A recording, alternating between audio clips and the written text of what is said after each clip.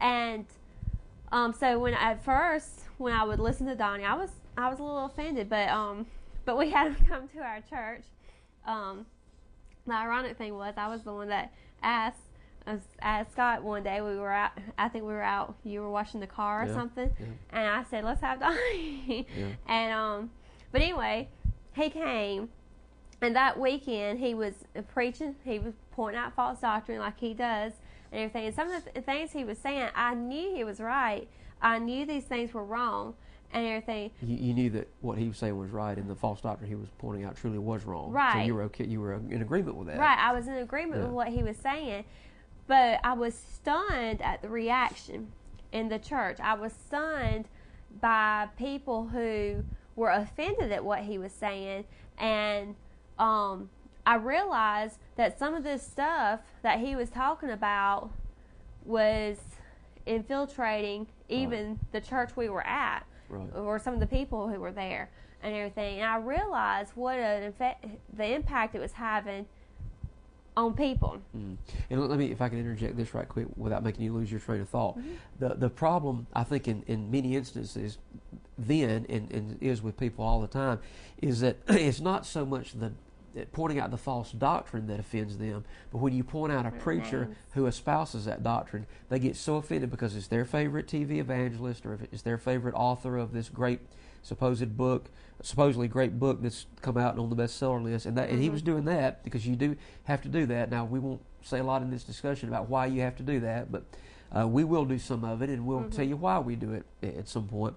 But anyway, as Donnie was naming names and saying, this person wrote this in this book, it's wrong, and this person preaches this, I've heard them say this, quoting people and saying, now here's the ones who are espousing this doctrine that I've just proved to you from the Word of God is wrong, people got offended. Or worse yet, heaven forbid that somebody point out that a denomination goes along with something. Yes. And it's their denomination. It's where they've been all their life, and where their mama's been, and their grandmama's been, and their great-grandmama, and the pew in the church has got their name tag on it because they gave it.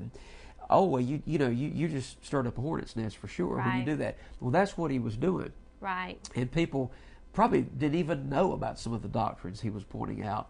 But when he said, this is saying it, this one's saying it, this is it, oh boy, it's just, it flew all over him. Right. But it was a big eye-opener for me that weekend. And I came away and I realized that I didn't know anything. I realized how little I knew about anything, and that I needed to find out more. And so I immediately got into Scott's stash of material. And the first thing I listened to was a CD, a teaching CD with Jimmy Swaggart. And he was talking about the message of the cross, which I say that, but he says that in every... I mean, you don't remember the title because it could have been about any of them. It could have been any of them. And that's great. That is great. Because that's the message he's going to bring in all of them. Right. And but I was listening to it, and I remember he's talking about having that day-to-day victory, and he was talking about walking daily in Him. And the conviction came from me because I didn't have that daily victory. Like I said, I love God. And I didn't do a lot of the things that people do. I didn't, like I said, as a teenager, I didn't party. I didn't, do drugs. I did not do a lot that people do.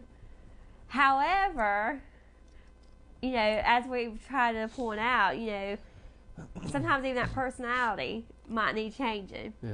And for me, it was a temper that I had. Right. Even more so, it was when I was going through changes, like with pregnancy, that was even worse with my temper. And it was a time when I realized I didn't have to live like that. I didn't have to give in to that temper. I didn't have to, respond the way I responded to things. And I realized that my answer was through the cross. Right. My answer was through what Jesus did at the cross. I had to have my faith there. And at that point, I latched onto it. And it doesn't mean that I always do everything exactly right. There's days that I don't trust Jesus like I should. But when I do trust Him, I can have that victory. And I think, as I said, I went through one pregnancy not knowing the message of the cross, did not understand it, and it was a hard year for us. It was a hard year. I mean, I remember so many times when Scott and I would have some really bad fights. I mean, we got along most of the time, but whenever I had, something that, and thank God, he was patient with me, but, I would respond the way I should not have responded. But then now we've just had our fourth child, and I can say that, and I'll let you say it because no one's going to take my word for it, but I think the other pregnancies have been better. Yeah, each one has been, I don't want to say easier on you, but God has shown you how to deal with things through your faith in the cross that you didn't know. And it is a progressive thing. That's why I say each one probably has been better, because we continue until the day we leave here via the grave or the rapture. We need to be growing in that revelation of the message of the cross. Right. And let me say, through a pregnancy, a woman is going to have emotional times. Sure, it's things going on in the body. Right. You are going to, naturally have times when you may be more emotional and things like that. But it's how you respond to those emotions. Right. And I was not responding the way a Christian should be responding. And, but through the message of the cross, I have learned to respond the way I should. I have learned to just trust him, and not always. And now, with this last pregnancy, I know sometimes I would just say to Scott, I'm not feeling like myself today. And he knew, okay, she doesn't feel good, and that was fine. But it didn't result in a big blow up between the two of us like it would have in my first pregnancy, because I didn't know the message of the cross then. And not just in pregnancy, but just in everyday living, it's just been I remember one time when we were on our way home from church. Actually, we were not headed here, but I remember, I don't remember exactly what we were talking about, but you said something, and I remember it was something that I would have, in the past, I would have responded very heatedly to what he had said. I don't remember what you said, but I remember I would have responded heatedly to it. And I didn't.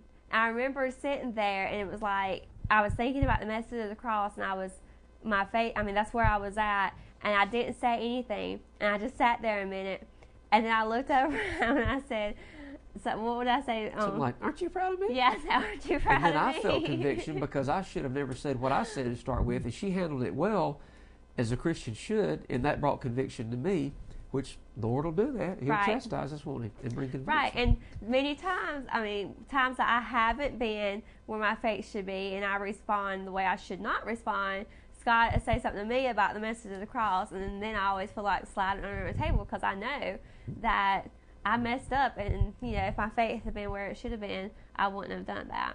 Sure. But it makes a change in everything, and it's been a blessing, because it's made our marriage better. Oh yeah. It's made our home better for our children. It's made it's just made a total difference in me having that victory. Knowing where my faith needs to be, knowing that I don't have to give in to those personality things. I don't have to give in to a temper. I don't have to act that way. Knowing where my faith needs to be.